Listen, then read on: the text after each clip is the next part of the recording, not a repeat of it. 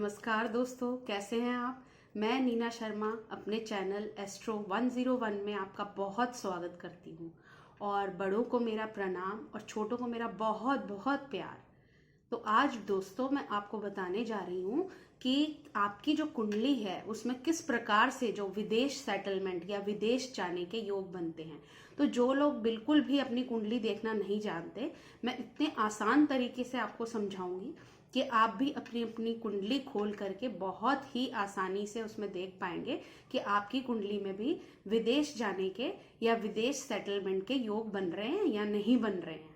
तो दोस्तों शुरू करेंगे अपनी आज की यात्रा। अपनी कुंडली खोलिए और तैयार हो जाइए। तो दोस्तों आपने अपनी अपनी कुंडली तो खोल ली होगी।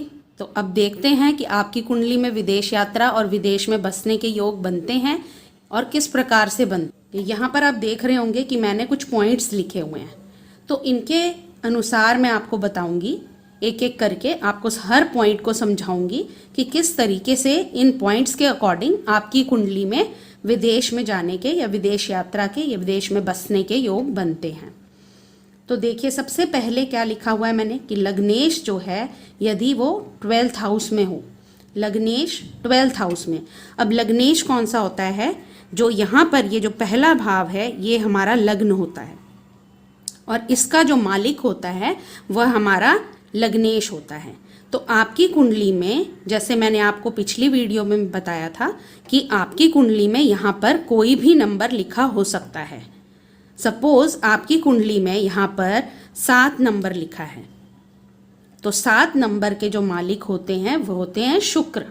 यहाँ पर मैंने सबके स्वामी या मालिक लिखे हुए हैं, हर घर के स्वामी कौन से होते हैं उसके अनुसार 1 और 8 के स्वामी मंगल, 2 और 7 के स्वामी शुक्र, 3 और 6 के स्वामी बुध, 4 के चंद्र, 5 के सूर्य, 9 और 12 के गुरु और 10 और 11 के शनि होते हैं। तो आप अपनी कुंडली में चेक कर लीजिएगा कि आपका जो है पहला जो ये घर है जहाँ पर ल लिखा होता है, लग्न लिखा होता है, वहाँ पर आपके कौन सा जो है, कौन सी राशि बनी हुई है या कौन सी संख्या आपकी लिखी हुई है।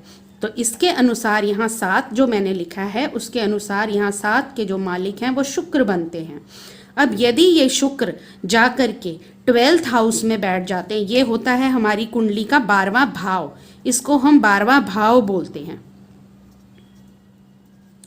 तो इस 12वें भाव में जाकर के यदि शुक्र आपके जो इस कुंडली में तो शुक्र बन रहे हैं लग्नेश, आपकी कुंडली में जो भी बनते हैं वो यदि जाकर के 12वें भाव में यहाँ बैठ जाते हैं तो आपका जो है विदेश यात्रा का या विदेश में बसने का योग बनता है।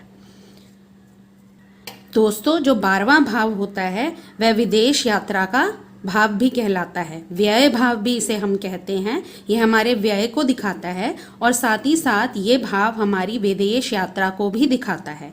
तो यदि हमारे लग्नेश जाकर के 12वें भाव में बैठ जाते हैं तो हमारी कुंडली में विदेश यात्रा का योग बनता है। अब उसके बाद दोस्तों अगला पॉइंट आप देखिए मैंने क्या लिखा है यहाँ पर, चतुर्थेश 12वें भाव में। यदि चतुर्थेश हमारे जो हैं वो 12वें भाव में बैठ जाते हैं तब भी हमारी कुंडली में विदेश यात्रा का योग बनता है। अब मैं आपको बहुत आसानी से समझा रही हूँ कि आपका जो है चतुर्थ भाव या चतुर्थेश हम किसको कहते हैं। ये हमारा लग्न होता है, इसको हम पहला भाव भी कहते हैं और यहाँ से हम गिनती शुरू करते हैं तो ये पहला, दूसरा, तीसरा और ये चौथा भाव होता है। तो यहाँ जो है इसके अनुसार यदि हम गिनते हैं तो 7, 8, 9 और 10 जो होंगे, 10 की संख्या यहाँ पर आएगी। तो 10 की संख्या के जो मालिक हैं यहाँ पर देखिए कौन बनते हैं, वो बनते हैं शनि। तो आपकी जो कुंडली है उसमें जो भी नंबर लिखा होगा आप उसके अनुसार देख लीजिएगा कि इस घर के मालिक जो चतुर्थ भाव है उसके मालिक कौन बनते हैं।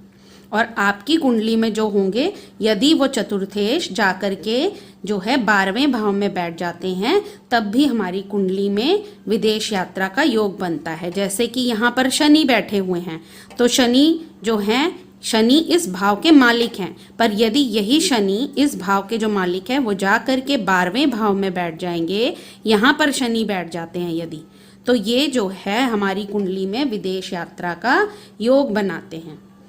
तो दोस्तों उम्मीद कर रही हूँ आपको समझ आ गया होगा। चतुर्थेश में एक बार फिर से बता देती हूँ कि चतुर्थेश यहाँ पर जो है 10 संख्या जहाँ पर लिखी है ये चतुर्थ घर होता है।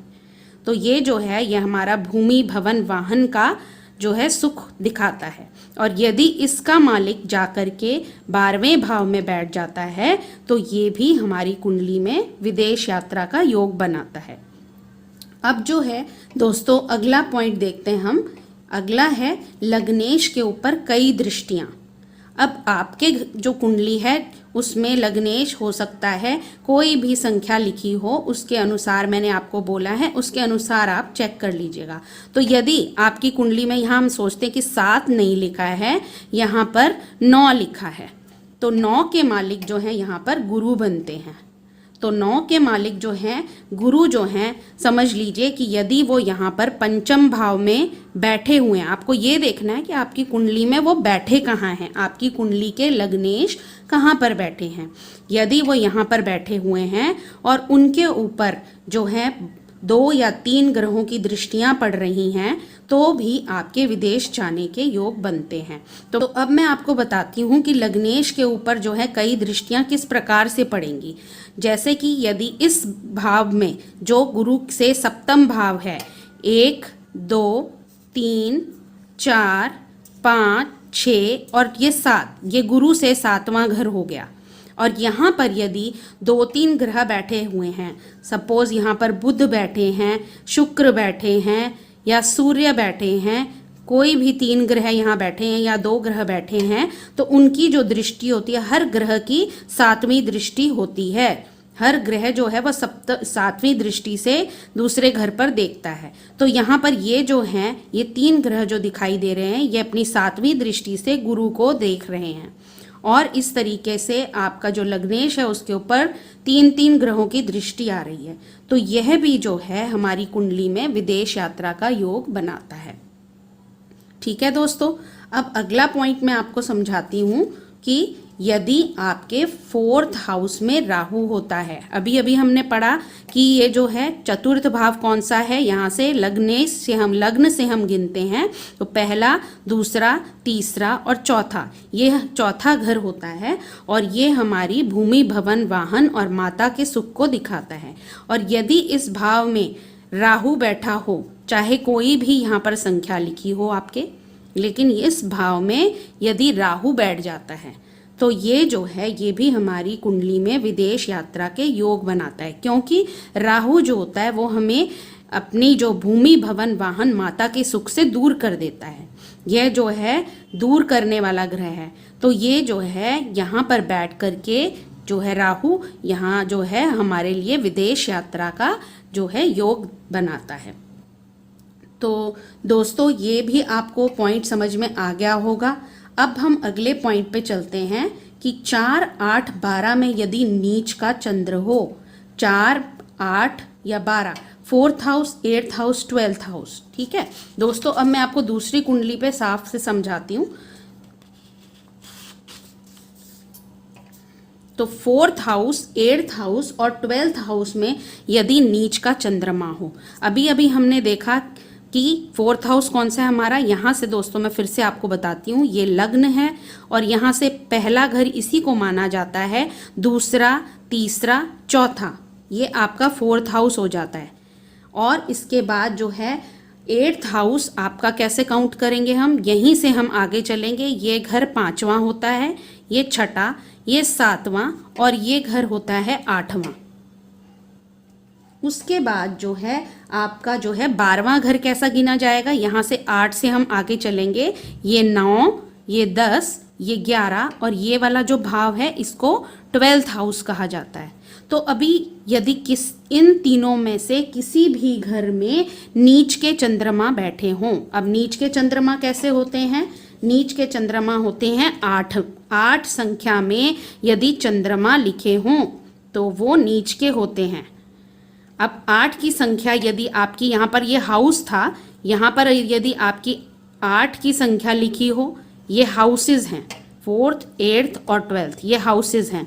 इनमें यदि आपकी 8 की संख्या लिखी हो, 8वें घर में 8 की संख्या या 12वें घर में 8 की संख्या, और वहाँ पर ही चंद्र बैठे हों, यहाँ पर चंद्रमा बैठे हों, यहाँ पर बैठे हों या यहाँ पर चंद्रमा बैठे हों, तब भी आपका जो है विदेश यात्रा का योग बनता है।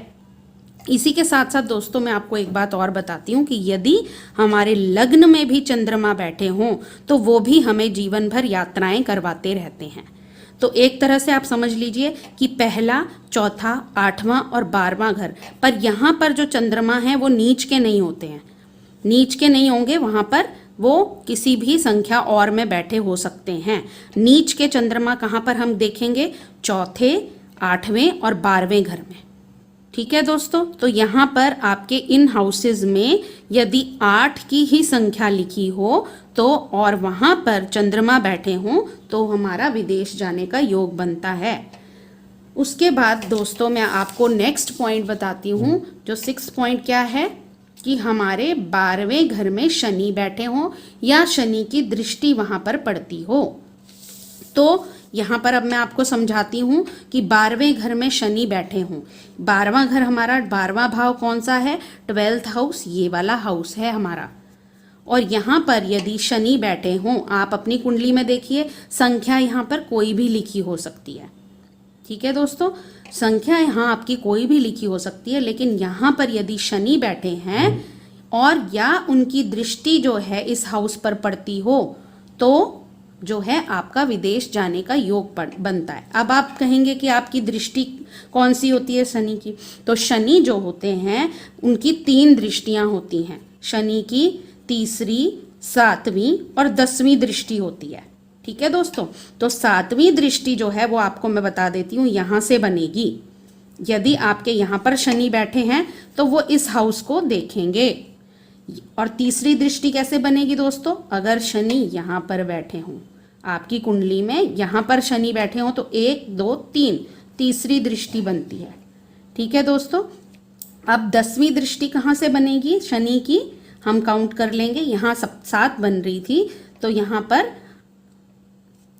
पर अगर शनि आपके यहाँ बैठे हों तब भी उनकी जो 10वीं दृष्टि है वो 12th हाउस पर जाएगी। कैसे दोस्तों? 1, 2, 3, 4, 5, 6, 7, 8, 9 और 10, ये हो गई इनकी 10वीं दृष्टि। तो ये शनि की 3 दृष्टियां होती हैं, तीसरी, 7वीं और 10वीं।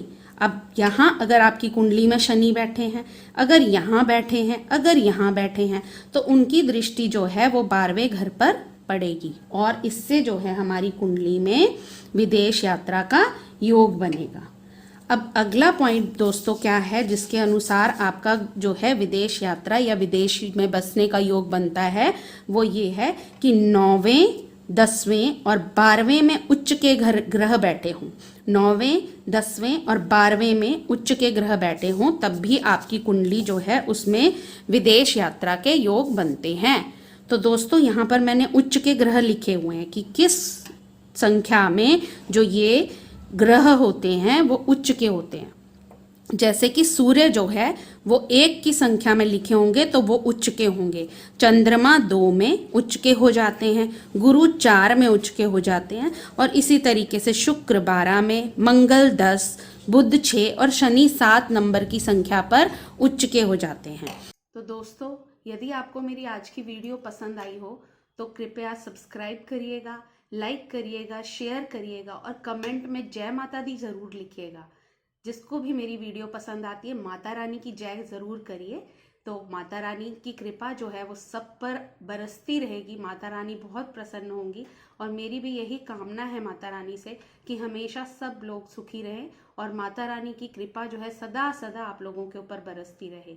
तो कृपया सब्सक्राइब ज़रूर करें। धन्यवाद।